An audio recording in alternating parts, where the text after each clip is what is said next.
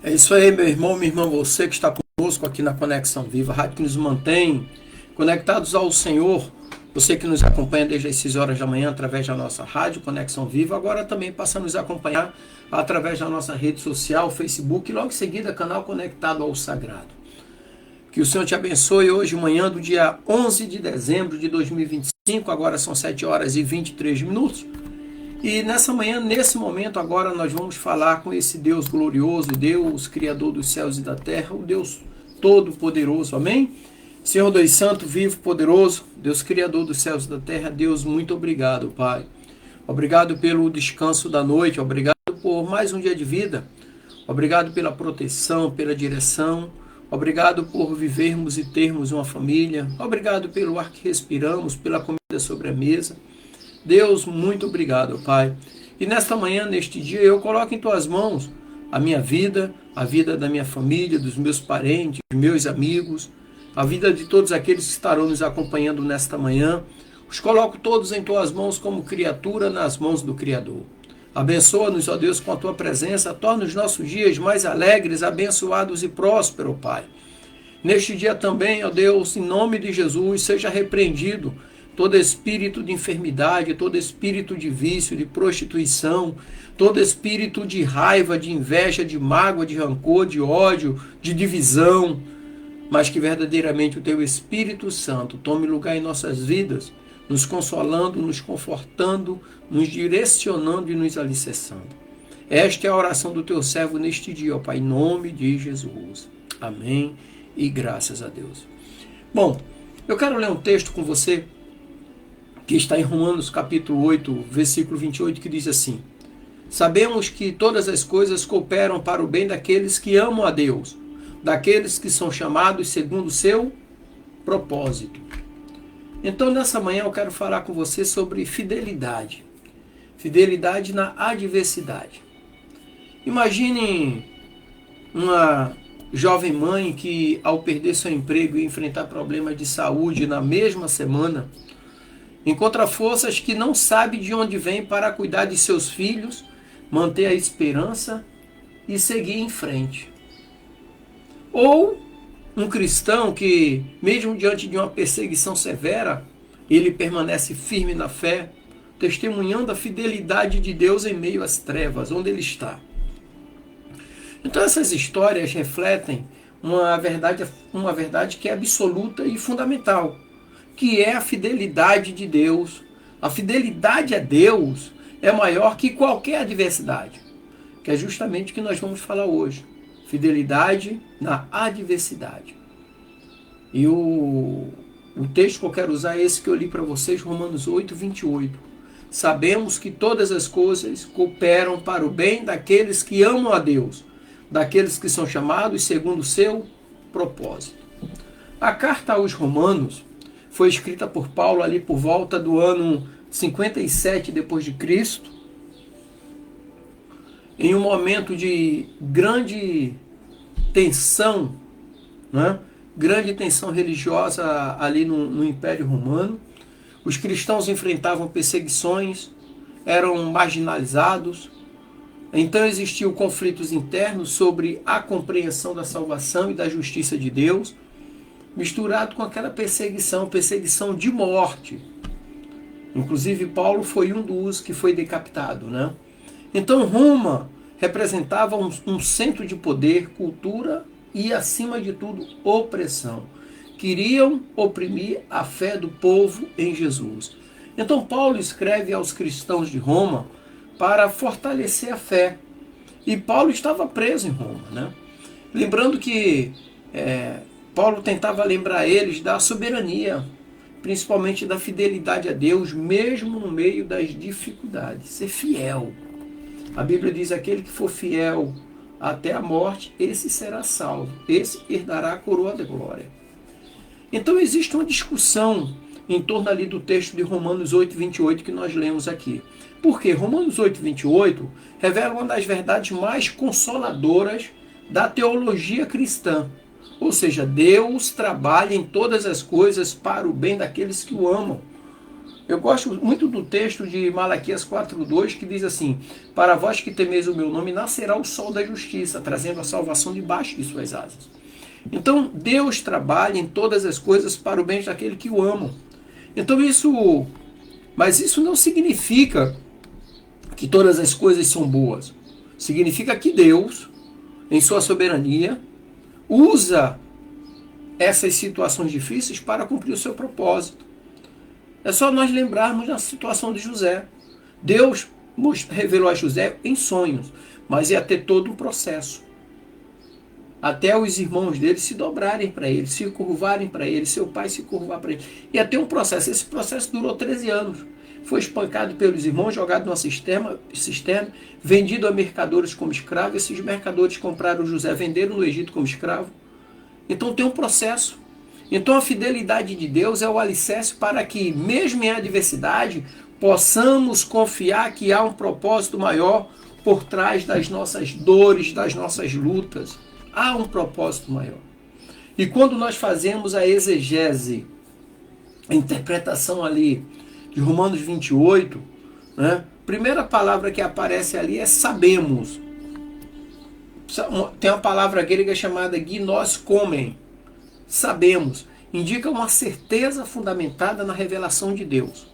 Não é uma esperança vã, mas é uma confiança baseada na revelação divina. Eu creio, eu creio, eu creio. E quando fala todas as coisas, que é panta sinergei, né, refere-se a tudo. Alegrias, tristeza, perdas, vitórias, todas as coisas. Então aqui são todas as experiências sem exceção. E elas têm um propósito nas mãos de Deus. Tudo que nós passamos tem um propósito nas mãos de Deus. Por exemplo, essa rádio aqui, ela nasceu quando eu estava fazendo quimioterapia. Porque eu não podia sair de casa, eu queria ministrar a palavra de Deus, continuar pregando. Então Deus me deu essa visão e eu iniciei a rádio evangélica, uma web rádio, que pessoas no mundo todo podem me ouvir. Então tudo contribui, né? E contribui juntamente, né? Então a palavra contribuir juntamente ali está ligado a só sinergia. Panta sinergia são todas as coisas e sinergia é contribui, né? Ou juntamente. É uma palavra que sugere uma cooperação. Então Deus coordena, olha o detalhe, Deus coordena todos os eventos. Ele coordena tudo. E ele coordena para o bem, que é to aletheis. Coordena para o bem. Ou seja, o bem verdadeiro que reflete o caráter de Deus. Qual será o bem verdadeiro que reflete o caráter de Deus? É o bem que promove a santidade. Promove a santidade, a esperança e a salvação. Esse é o bem verdadeiro. E a frase daqueles que amam a Deus são quem realmente amam a Deus e confia nele mesmo nas adversidades. E o versículo termina falando, chamados segundo o seu propósito. Ou seja, todos que foram chamados por Deus para cumprir seus planos. E uma curiosidade aqui é que a palavra cooperar, sinergei, é usado também na agricultura, indicando uma cooperativa ativa. Ou seja, Deus não apenas permite o mal, mas ele trabalha com ele para o propósito dele. Se nós olharmos para José, tanto mal que aconteceu na vida dele, no final ele tornou-se governador do Egito. Então Deus usou tudo aquilo ali para levar o objetivo que ele já tinha traçado, o plano que ele tinha traçado para José. Ok? Quando nós lemos em Gênesis 50, versículo 20, diz assim: José diz a seus irmãos, vós intentastes o mal contra mim, porém Deus o tornou em bem. Aqui mostra como Deus usa o mal para um bem maior. Aí você pode não estar entendendo o que está acontecendo com você hoje, mas lá na frente você pode identificar que foi a mão de Deus na tua vida naquele momento de adversidade. Em Tiago capítulo 1, versículo 2 e 4 diz, meus irmãos, tendes por motivo de grande gozo o passar por várias provações. Ou seja, a adversidade é uma oportunidade de crescimento na fé. Muitos dizem assim, meu Deus do céu, eu não quero esse crescimento na fé. mas todas as coisas contribuem para o bem daqueles que amam a Deus. Segunda carta aos Coríntios, capítulo 4, versículo 17, diz assim: porque a nossa leve e momentânea tribulação produz para nós um peso de glória indescritível. Mesmo Paulo, que escreveu Romanos 8, 28, escreveu isso aqui. Porque a nossa leve e momentânea tribulação produz para nós um peso de glória indescritível. Se nós olharmos para a história, eu gosto muito de citar esses dois homens aqui de vez em quando. A vida de William Wilberforce. Ele era um político ativista que lutou contra o tráfico de escravos no século XVIII. Ele enfrentou oposições e perseguições, mas ele permaneceu fiel ao seu propósito. Ou seja, a sua fidelidade resultou na libertação de milhares de escravos. Não foram dezenas nem centenas, foram milhares de escravos. Outro grande homem foi o próprio Martinho Lutero, que ele enfrentou perseguições, ameaças de morte e exílio, mas manteve-se firme na fidelidade à palavra de Deus, que contribuiu diretamente para a reforma protestante, reforma da igreja. E Jesus, quando a gente olha a pessoa de Jesus, ele é o exemplo supremo de fidelidade na adversidade. Ou seja, mesmo diante da cruz, ele permaneceu fiel ao propósito de salvar a humanidade. Então a sua fidelidade nos dá força para perseverar, confiando que Deus trabalha todas as coisas para o bem daqueles que o amam. Mas pastor, como é que a gente consegue colocar isso em prática? Primeiro ponto é confiança na fidelidade de Deus. Ou seja, mesmo quando o caminho é difícil, nós podemos descansar na certeza de que Deus está no controle, sempre. Segundo ponto, fidelidade na oração e na palavra. Manter-se firme na comunhão com Deus. Oração e palavra. Mesmo em momentos de silêncio ou de dor. Oração e palavra. Terceiro ponto, viver com propósito. Qual é o propósito que você tem? Quais são teus projetos, teus planos? Tua vida está nas mãos do Senhor. Viver com propósito, entender que nossas dificuldades fazem parte do plano de Deus para nos moldar segundo a imagem de Cristo. E por último, testemunhar na adversidade. Certa vez, quando o profeta passou e encontrou uma senhora passando lutas, ele falou assim: vai tudo bem? E ela disse: vai tudo bem. Ela estava vivendo uma luta.